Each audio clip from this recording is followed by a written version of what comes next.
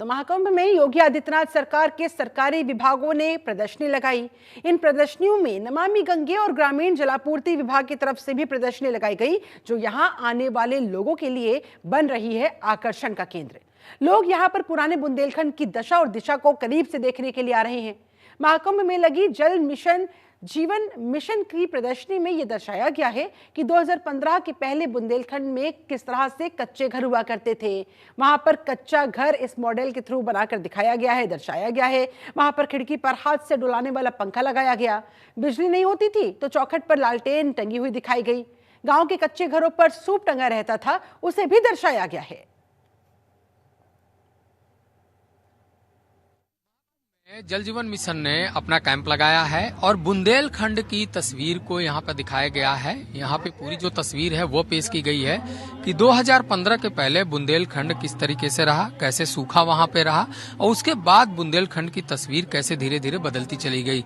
यहाँ पर तस्वीरों के माध्यम से यह बताया गया है कि ये कच्चे मकान होते थे और यहाँ पर जो महिलाएं होती थी उनको काफी दिक्कतों का सामना करना पड़ता था। उनके दिन के करीब 4 से 5 घंटे जो है वो पानी के प्रबंधन में लगता था और यही वजह है कि तमाम जो दुश्वारियां थी उस समय वहां पर मौजूद थी। ये देखिए एक तस्वीर यहाँ पर लगाई गई प्रतिमा, जो गर्भवती महिला है वो पानी लेकर आ रही है। यानी इसमें साफ तौर पे दिखाया गया है कि इस तरीके से जो मेहनत करती थी कई बीमारियों को जन्म देती थी। तो इसी तरीके से यहाँ पे जो पूरा मॉडल है वो मॉडल बनाया गया है। कुआं भी बनाया गया है जहाँ पे जो किशोरियां हैं, जो महिलाएं हैं वो पानी भरने आती थी और उनका ज्यादा समय पानी का प्रबंधन करने में ही लगता था।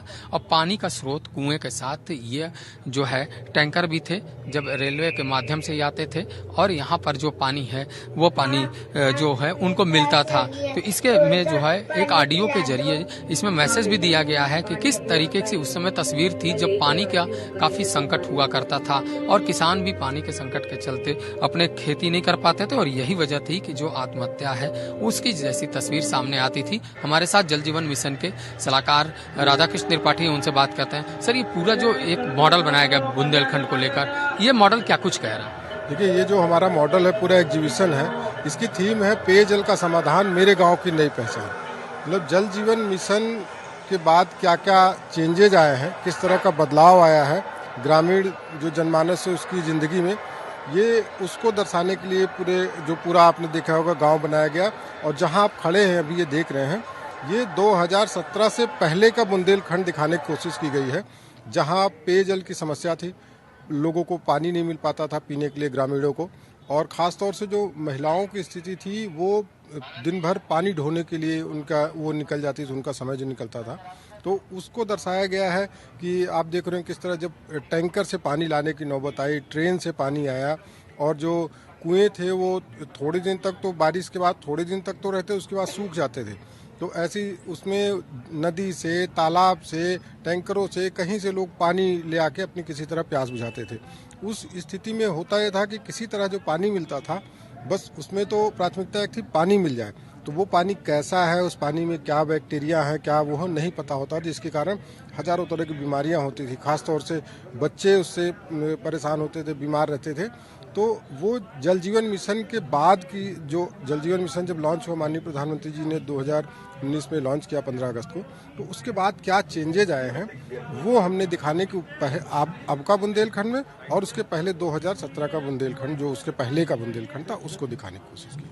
जल जीवन में और भी कई प्रोजेक्ट हैं, काम हो रहे हैं जिससे हर घर जल पहुंचे, उसमें कितनी तेजी आई? देखिए, आज हम 2 करोड़ 34 लाख से ज़्यादा घरों में नल से जल पहुंचा चुके हैं और जो हमारा बुंदेलखंड है वो लगभग 99.5% हो चुका है। मतलब बहुत यदा कदा कोई एक आध जगह गांव होंगे जहां पे अभी हमारा प्रोसेस चला, जहां पानी की आपूर्ति नहीं होगी, नल सप्लाई होगी। अदरवाइज बुंदेलखंड और विंध्य की बात करें, जो सबसे ज़्यादा पेयजल से प्रभावित थे, जहां नहीं था पानी, उनमें आप बात करें तो वो पूरे लगभग वो हो गए, हर गांव तक पानी की सप्लाई शुरू कर दी गई। पूर्वांचल में भी स्थिति वही है, पूर्वांचल में भी लगभग सभी गांवों में पानी की आपूर्ति की जा रही है, चाहे वो अवध हो, पश्चिमी उत्तर प्रदेश हो। हम लगभग जो टोटल हमारा जो है लगभग 85% उत्तर प्रदेश में हर घर से नल से जल की आपूर्ति शुरू कर दी गई है। कुछ जगहों पे ट्रायल रन चल रहा है जलापूर्ति का, और कुछ जगहों पे रेगुलर पानी सप्लाई जो हर घर जल गांव घोषित हो गए, सर्टिफाइड हो गए, वो कर दिया गया। इसके साथ ही साथ जल जीवन मिशन के तहत जो महिलाएं हैं गांव में, उनको हर गांव से 5 महिलाओं को FTK किट जो आती है, फील्ड टेस्ट किट, उसके माध्यम से पानी जांच करने की उनको ट्रेनिंग दी गई है। और वो प्रति सैंपल पानी जांच करने को वो अपने ही गांव में कहीं से भी एक सैंपल लेके पेयजल का उसको चेक करती हैं, और जो उसका रिजल्ट आता है उनका, उसको अपलोड करती हैं पोर्टल पे हमारे। उसके लिए उनको 20 रुपये प्रोत्साहन राशि के तौर पे भी दिया जाता है। गांव में plumber, fitter, pump operator, electrician, इनके इस तरह के 13 लोगों को हर गांव से प्रशिक्षण दिया गया है, ताकि जब जल जीवन मिशन के तहत पाइपलाइन पड़ी, लोगों के घरों तक पानी पहुंच रहा, तो उसमें प्लम्बर की भी ज़रूरत पड़ेगी, इलेक्ट्रीशियन की ज़रूरत पड़ेगी, मोटर वो करने मैकेनिक की ज़रूरत पड़ेगी। तो उस तरह से उनको एक प्रशिक्षण, मुफ्त प्रशिक्षण दे करके उनको ट्रेंड किया गया है, और वो ताकि वो अपने ही गाँव में रोजगार पा सकें और रोजगार से अपनी आय बढ़ा सकें। धन्यवाद हमसे बात करने के लिए। तो ये जो पूरा प्रोजेक्ट है वह देखिए किस तरीके से बनाया गया है। ये पुराना बुंदेलखंड है। आपको रूबरू कराते हैं नए बुंदेलखंड की तस्वीर से। 2015 के बाद किस तरीके की तस्वीर बुंदेलखंड की हुई।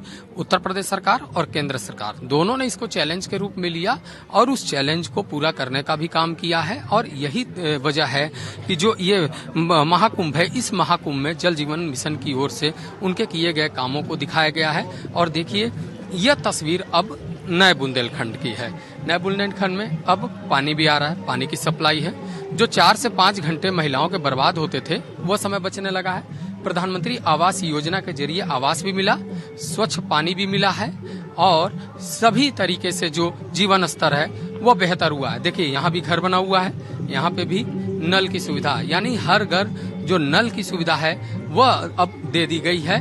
और सीधे सीधे जल जीवन मिशन की जो नई तस्वीर है वो तस्वीर यहाँ पर दिखाई दे रही है। और पूरी तरह ये बताया जा रहा है कि बुंदेलखंड में अब जो है खुशियां हैं और रोजगार है, वहाँ पर अब जो है आदमी तरक्की कर रहा है। और यही वजह है कि ये पूरी जो जल का एक सिस्टम है वो पूरी तरह लगाया गया है। और यहाँ पर तमाम लोग जो हैं उनकी आर्थिक और सामाजिक दोनों तरक्की हुई है। और यहाँ पर विद्यालय भी है, बच्चे अब विद्यालय जाते हैं, किशोरियाँ पढ़ाई करती हैं, जो महिलाएं हैं अपना बेहतर जीवन करती हैं। और किस तरीके से जो फिल्ट्रेशन होता है उसको भी एक मॉडल के रूप में दिया गया है और जल जीवन मिशन की ओर से ये इस तरह टंकी बनाया गया है। तो पूरी तरह जो एक मॉडल होता है उस मॉडल को दिखाया गया है। और देखिए यही वह तस्वीर है जब नए बुंदेलखंड में यह महिला सीधे अपने घर के बाहर लगे नल में पानी लेती है, यानी साफ है कि वो बीमारी से भी बचती है, अपने समय भी बचाती है, अपना जीवन भी बेहतर करती है। और यही जल जीवन मिशन ने अपना मॉडल पेश किया है। कैमरामैन पवन के साथ अवनीश कुमार, जनतंत्र टीवी, प्रयागराज महाकुंभ। जल जीवन मिशन में बुंदेलखंड की तस्वीर पेश की गई है, पुराना बुंदेलखंड और नया बुंदेलखंड। पुराना बुंदेलखंड देखिए कैसा बनाया गया है, यहाँ पे तमाम जो झोपड़ियाँ हैं वो बनाई गई हैं।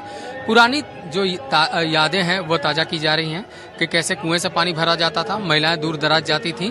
और तमाम लोग जो हैं वो यहाँ पर घूमने भी आ रहे हैं, इसको देखने भी आ रहे हैं। हमारे पास देखिए महिलाएं भी हैं, उनसे बात करते हैं। माता जी, आप काफ़ी पहले देखी होंगी कि गांव में झोपड़पट्टी होता था, पानी की काफ़ी दिक्कतें होती थी।